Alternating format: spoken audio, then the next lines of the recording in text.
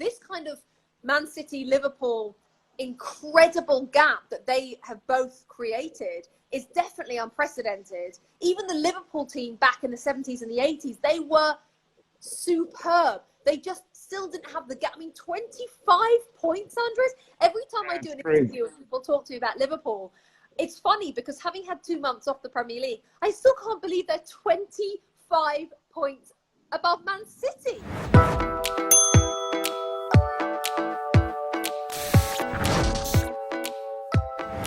In 3, 2, there she is. Morning. Hi, Andres. How are you? Great. How are you? I'm hanging in here. This is something different in the garden, fighting the mosquitoes here in Miami. But lovely to have a chat with you to talk about the things that are going on in our lovely world of football. Isn't it crazy? It's one of those things. I think it started off feeling so surreal. Then it felt like every day I woke up and I thought for 2 seconds I forgot about it, and then it straight away you're reminded of what's happening. So then it kind of felt more like just like a living nightmare for a while. And obviously I don't just mean the lack of football, I mean what's happening around the world. And then now it's more like it's sunk in, like we understand it more. It's more of a normal way of life. But now we're looking so much to the future, and it's so uncertain, and you have to, I think it's a conscious thing to try to remain positive, Andres, at all times. And it's so hard, but I'm consciously giving myself little pep talks to just remain positive. We're going to get through it. We're going to get there, because you can get, I think, drawn into a spiral of struggle, really, if you don't force yourself to just take one day at a time and soldier on. And I think it's really, we have to take it one day at a time, because there's, like you say, there's so much uncertainty, and we'll tell the viewers what is going on. I mean, because it's not really breaking news, but there are some news that I think are important to the world of football, especially in Europe.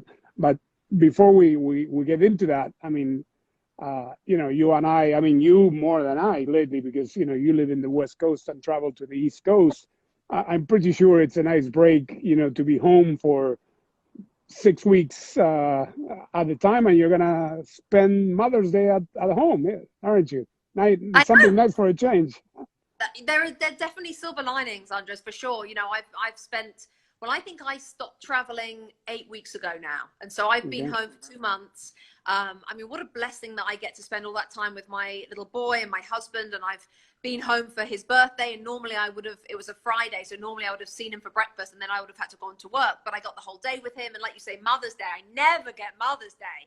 So, there really are silver linings, and there are things to be very grateful for, and it is forcing all of us to definitely to stop and not be in a rush. And I spend a lot of my life in a rush. I think lots of us do. When you have a family and you have a job and you have a commute and you have things that need to be done, I spend my day ticking things off lists, and then I get to the end of the day and I've ticked everything off my list I've achieved, and on to the next thing, but this is there's still things to do, but it's different, and every single human being on the planet's been affected. So it's not like a natural disaster, it's not like a terrorist attack, dare I say, either. It's something that's actually affecting every single one of us on the planet. So we're kind of getting bonded by being apart. And I think, despite, of course, the negativity of which there is huge amounts of, and there is so much sadness, this for me has shown us the good of the human race, and good of life, and how lucky we are to live it, and of all the beautiful things in it. So there will always be good to come out of bad. I'm a firm believer of that, Andres. Yeah. You live in Sacramento, right? I live about half an hour outside Sacramento on the way towards Lake Tahoe. So in the kind of foot.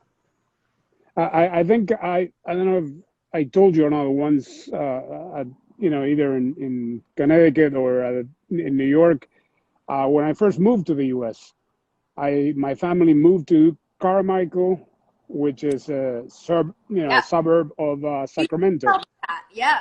That was a long time ago, and I haven't been back since. And I hear that Sacramento is up and coming, and it's a beautiful, cosmopolitan town now. Well, you are welcome to come visit anytime you like. Like I say, we're about half an hour outside of Carmichael, actually 20 minutes maybe from Carmichael, half an hour from Sacramento. But it's it's a city that I think gets a bad rap because it's in California with the LAs and the San Diegos and the San Franciscos and all these like glamour cities. And because Sacramento is the state capital and it's the kind of admin capital, nobody thinks of it as having that kind of glamour. But you know what? It's embraced its uniqueness, and it's embraced this sort of we're the small city in the big state, and it's got its own ethic now. It's got its own kind of personality for sure. Very much farm to fork to table, and it's all about local farmers, and there's a huge amount of pride in the city, and it's definitely up and coming. It's developing so much with the Kings new stadium, the Sacramento Kings new stadium, Sacramento Republic getting a new stadium and going into Major League Soccer. So it's kind of a hidden gem that I try not to tell too many people about, because honestly, it's such a lovely place to be.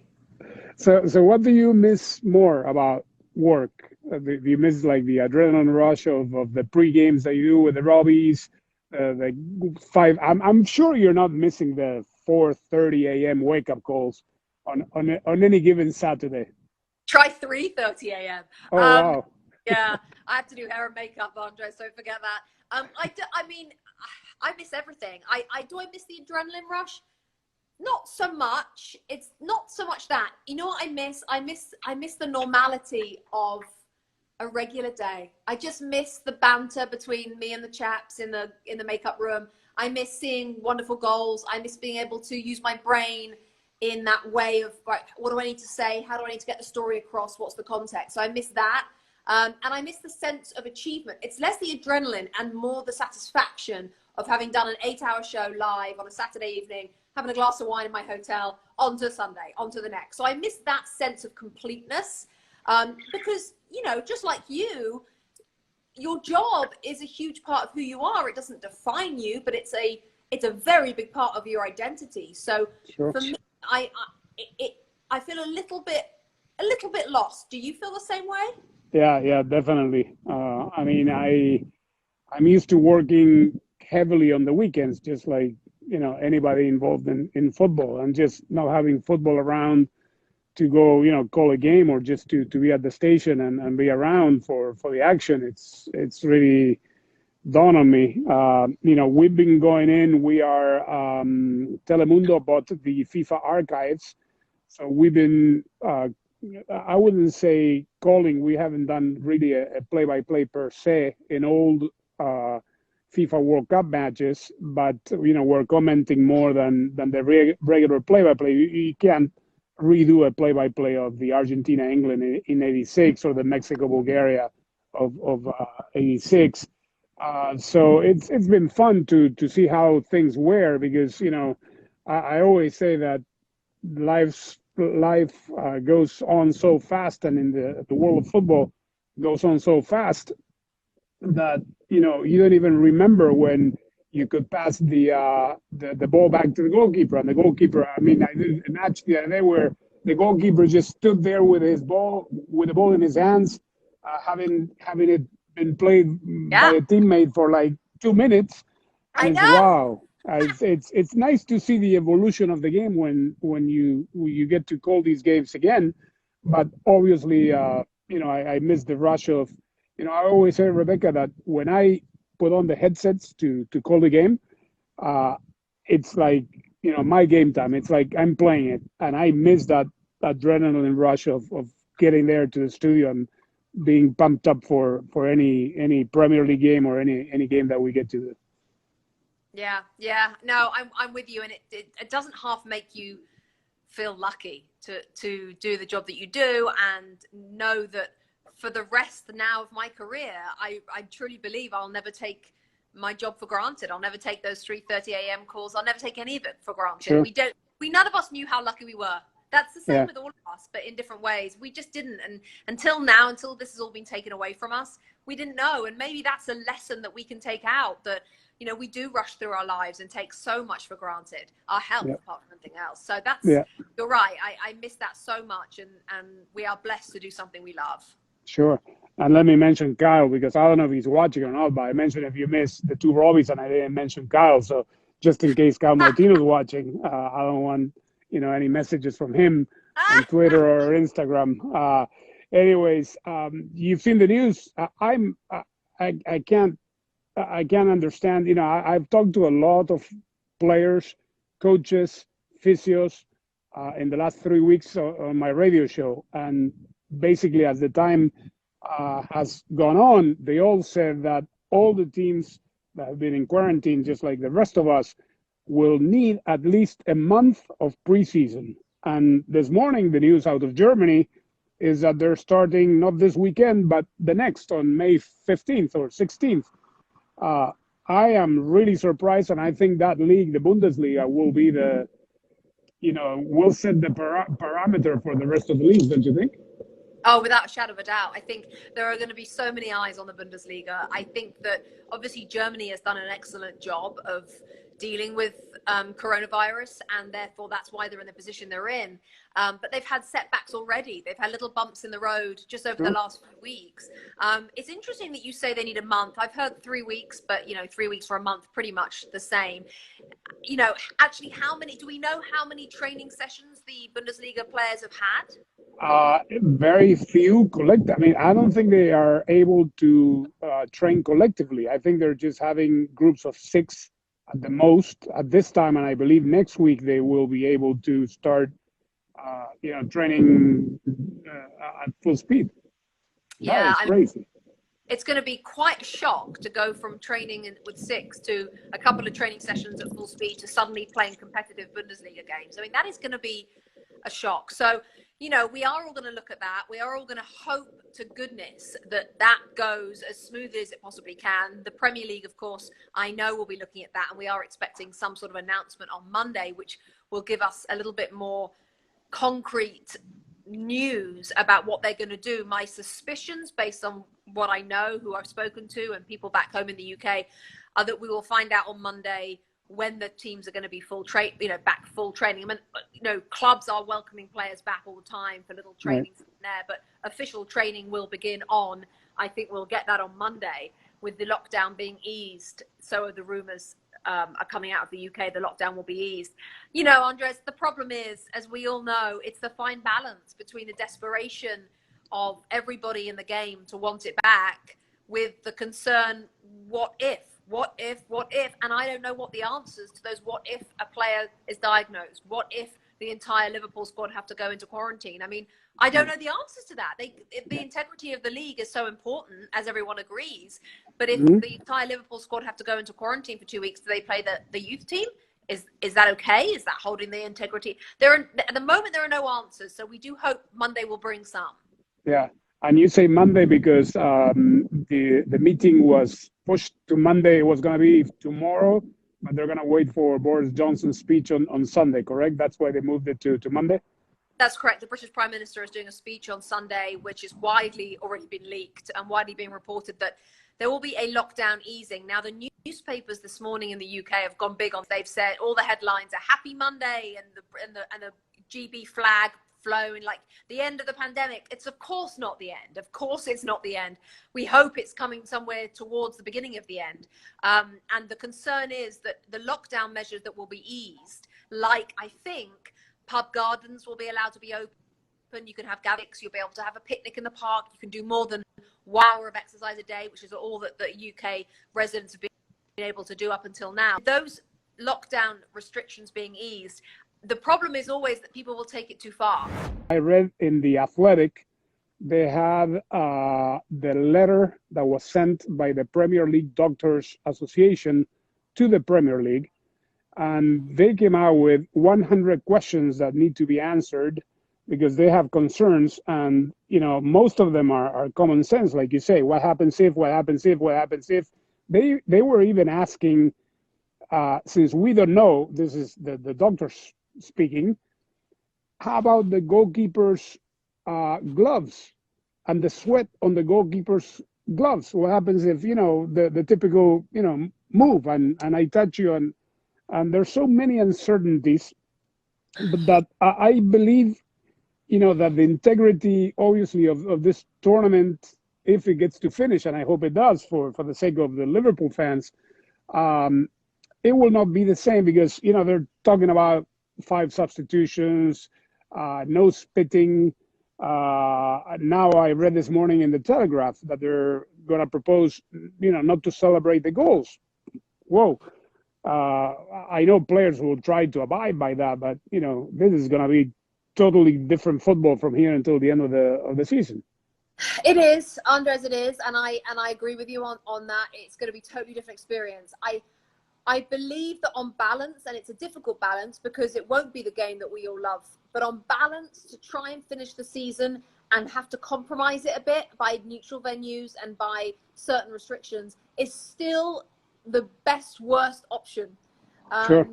There are all bad options, and that there is no good option. So what's the best worst one? Well, it's probably finishing the season with no fans, with some restrictions, in order to try and keep elements of integrity going, because the alternatives are just not something I believe is better. I don't think working out points per game and delivering relegation and title and Champions League spots on points per game is better. I don't think that's better. I certainly don't think null and void is better. So, what we have to realize is for our entire lives, we've been lucky enough to see football done how we've seen it. And we will get back to that. It's just a small period. We all have to make sacrifices. Another sacrifice is having to watch our team play in empty stadiums, and it'd be slightly strange. That's just short term. I don't know how short, but it's short term. And I believe that on balance, we have to do that, and we have to try and, as weird as it's going to be, it's a piece of history. We have to look at it that way. It's not perfect, but there ain't no better solution right now. Right. Let me ask you, because I've read a lot, and I think I fully understand the reason behind the neutral venues. Just let me tell at least my viewers, my followers that don't know, most of the stadiums in Britain are like the ones in Argentina. They're like, it's a building in the middle of a neighborhood, just like Anfield. I mean, you can open the door of your house and just go to the stadium. Is it really the reason behind choosing the neutral venues to avoid fans from going to the stadium, even though they won't be able to watch the match, and just to congregate outside the stadiums themselves? Yeah, that is the reason, because they cannot risk that happening. And if people think, oh, that won't happen, it absolutely will happen. Because Everton fans, as you say, Goodison Park, Goodison Road, there's hundreds of houses, and you step outside your front door and you could literally walk straight into the turnstiles of Goodison Park. If Everton are playing a home game, the fans are not. The fans are just going to go. They're just going to try and go nearby. They're just going to try and see the players off the coach. That's what fans do, even if they haven't got tickets. That's what some fans do.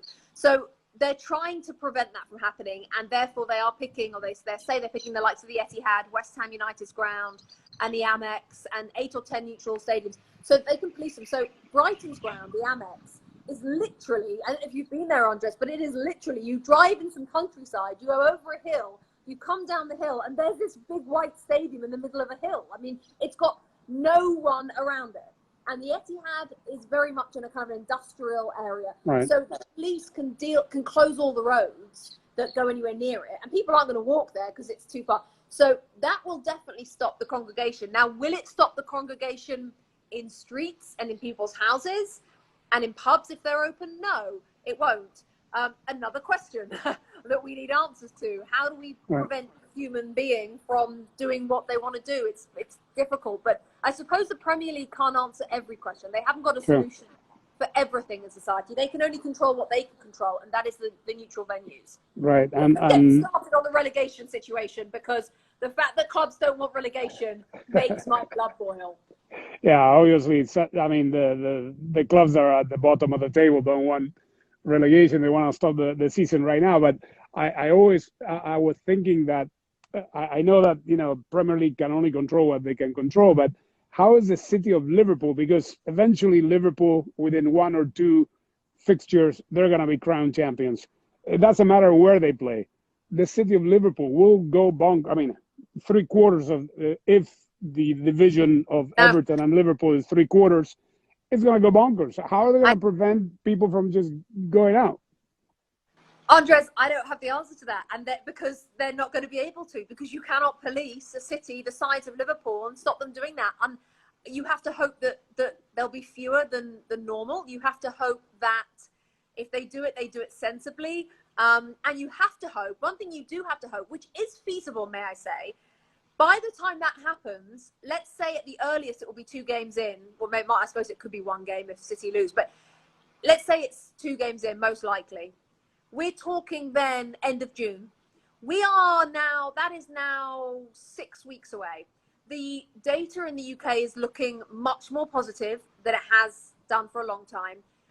You have to hope that 6 weeks ago, compared to where we are now, there's a big difference in the UK with the numbers. They were heading towards a huge peak. They're now very much past the peak. So in 6 weeks' time, by the time Liverpool no doubt win the league, you have to hope the reinfection rate is so small that any gatherings in and around the city of Liverpool don't have an effect. I'm not a doctor. I could be talking, I'm so naive, perhaps very naive.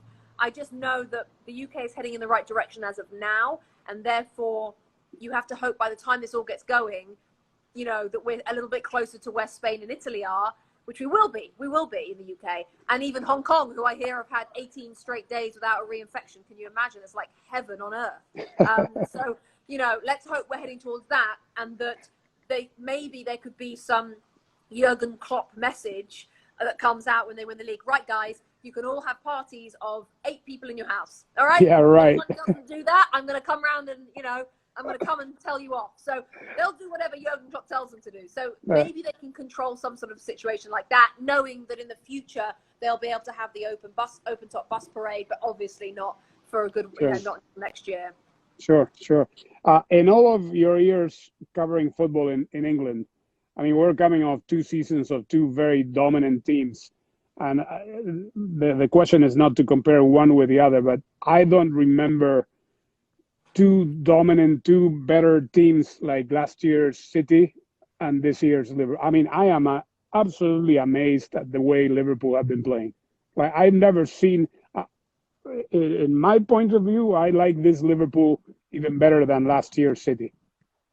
That's an interesting conversation, because we started to have that conversation actually before all this happened. Is a kind of, who's your favourite? Last year's City, this year's Liverpool. They're different, aren't they? And I think that there are arguments for each, but they're both wonderful. But you're absolutely right in what you say. The last 2 years, the step forward in quality and the gap behind them is unlike anything I've seen. I mean, most of my career, I mean, I've been in the Premier League now, been working in and around it since 2002. And in my career, of course, you had the Ferguson days, and Manchester United were excellent. But sometimes Manchester United won the Premier League with like 78 points. I mean, they weren't so kind of that far ahead of everybody else. They were brilliant, but they weren't miles better. This kind of Man City, Liverpool, incredible gap that they have both created is definitely unprecedented. Even the Liverpool team back in the 70s and the 80s, they were superb. They just still didn't have the gap. I mean, 25 points, Andres. Every time I do an interview and people talk to me about Liverpool, it's funny because having had 2 months off the Premier League, I still can't believe they're 25 points above Man City, who last year, whatever they were. So you're right. This is unprecedented. This has certainly never happened before. Where it goes from now, can City match them? Can Liverpool go again? Will we see these 2 dominate for 10 years? Because that's kind of the pattern over the years. You've got Man United and Arsenal were the big ones, and it was Man United and Chelsea. So that, you know, now it's Man City and Liverpool. How long can they go? How much ground can the likes of Chelsea, United, etc. make up on these teams? That's what's going to be fascinating over the years to come when we finally get our game back.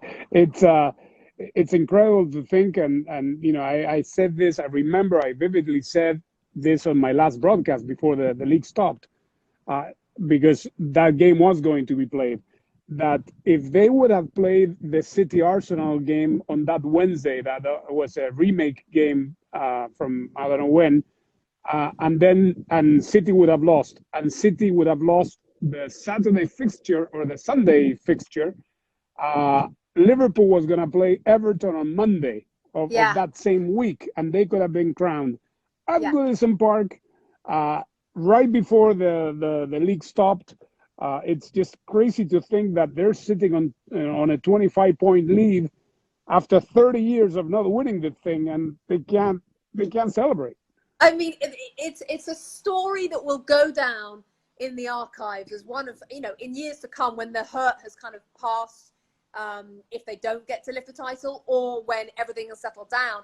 The story will go down as you couldn't write it. Like you say, I mean, we were actually building, I can't tell you, Andres, before this happened, we would have weekly conference calls, okay, Project Liverpool, basically. And we had 10 to 20 probably different projects, documentaries, interviews, ideas, hashtags about the 30-year wait. That was going to be our hashtag, the 30-year wait. And it was, the whole thing was built around this. And we'd already started running promos because we all knew it was going to happen. And to think that the wait, that I actually wrote an essay and narrated an essay for this very moment. And it was all about the fact that entire generations have waited, and now they find. And I certainly never saw this twist coming, and what a twist it is. And yes, it will slightly dilute the moment when it happens. Of course it will. But for those Liverpool fans to move forward, knowing that they are the Premier League winners, they cannot have an asterisk next to the name, next to the season. They certainly can't be given it without winning it, in my opinion. There's no way. Despite the 25 points, there's no way you can give it to them. They have to win it. I agree. And season ending in a strange way that it's going to end, I think it won't affect Liverpool. I don't think that will affect the way people perceive Liverpool down the years. I think they'll say, oh, that was that funny season 20 years ago. Remember when they kind of had to finish it funny, but they still were 25 points. They still won it fair and square. So that won't affect it. I think, they don't want it points per game either. They want to win it. They deserve to win it. And we have to do everything we can to allow that to happen. But like you say, had they won it against Everton and had it gone that way before this pandemic, I mean, Liverpool fans would be like, cancel the season, like, it's fine, just, we'll finish the season, we'll be crowned champions, everything else, it's just amazing how the self-serving element of all this comes in. They're businesses, and so they're rightly so, I understand. Right, and I think this season won't, I mean, even though it will have the asterisk of being, the year of the coronavirus, not only in the Premier League, but in all of the leagues, those who will remember the way the season unfolded won't say, oh, well, yeah, but there's an asterisk next to the league, because obviously Liverpool we're going to be crowned sooner than later. And it's not like in Italy where you still need to play because, Juve and Lazio are neck and neck. And in the Bundesliga, you don't have a clear champion. Here, you can put as many asterisks as you want, but, time will remind us that this Liverpool team was so dominant that, they deserve to be champions. Let me ask you now, to start wrapping it up, things that we take for granted. How about the fan fest that NBC Sports started doing and that were so popular with the people that watch you? And I mean, the one I went to here in Miami, it was so much fun. Isn't that crazy to think that, perhaps for another full year, we won't be able to have those? Did you enjoy those? Oh, Andres, I love them. And it's one of the saddest things, the Philadelphia Fan Fest was all planned. We had our place to go. We had some special guests. We had some amazing things happening. And to have to cancel that, obviously, was so sad. And we postponed it until the fall. But like you say, you just don't know now. You don't know whether it can happen in the fall because we had something crazy like 30,000 RSVPs to come to Philadelphia. So, wow.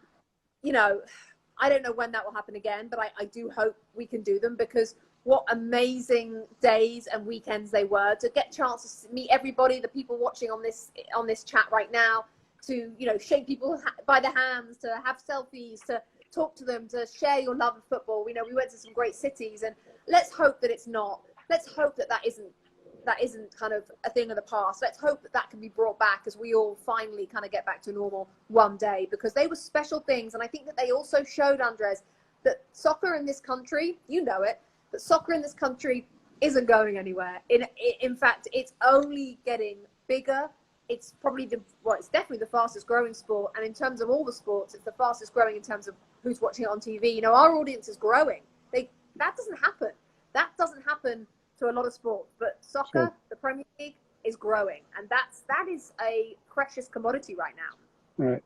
In a bit of good, hopeful, and positive news, I received an email from our travel agency, NBC Travel Agency, saying they already switched my airline ticket to Tokyo to next year already. I haven't gone on my profile to see if it's true, but that is great to know that there's a flight scheduled to Tokyo in 2021, and hopefully that will happen. And were you planning on going? Yes, of course, Yes. right? Yep. One of the hosts. So I was actually just about to have the conversation with my little boy that Mummy was going to go away for a month. And luckily I hadn't had that conversation. But I'll be having it again next year. And let's pray that Tokyo 2021 happens when it's supposed to happen, because I think the world will need that. And is there any better way of healing the world than through the Olympic Games? I don't think so. Yeah. Well, let's hope that happens. Let's hope that football gets back to some type of normalcy, even though without, we know that it's going to be without fans for a while. But like you say, there are sacrifices that everyone has to do. And if football has to sacrifice not having fans in the stands, but they're able to play the game, I think everyone watching around the world will be very, very happy. Yeah. I want to thank you so much for your time. I know you're very, very busy. I follow all of your podcast. You are more busy, I believe, now than during the season. Without a doubt, except for my weekends. But even then, I feel like I've got four interviews today, 3 tomorrow, 2 on Sunday. I mean, it never ends, which is a good thing because it keeps me busy. But yeah, it's certainly it's a different type of busy. Everything's on a screen, and there's no face to face. So I miss that. But yeah, let's hope, Andres, but not too long. I can get back in the studio. You can get back in the studio, and we can try and give the fans what they want, which is live football to the best of our abilities. Sure. Well, I don't know what the NBC plans were, if there was a fixture where you would have gone to Liverpool for their coronation, but we were planning on it, and I know I was going to see Arlo and his gang and maybe you guys. So I hope to see you, I don't know, in Stamford, in Philly, in the next Fan Fest, or in Miami again when you come down. Whenever, wherever it is, but let's hope for a quick turnaround of this and go back to our normal lives.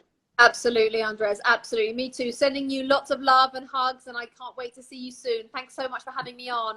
All right. Thanks. Take care, Rebecca.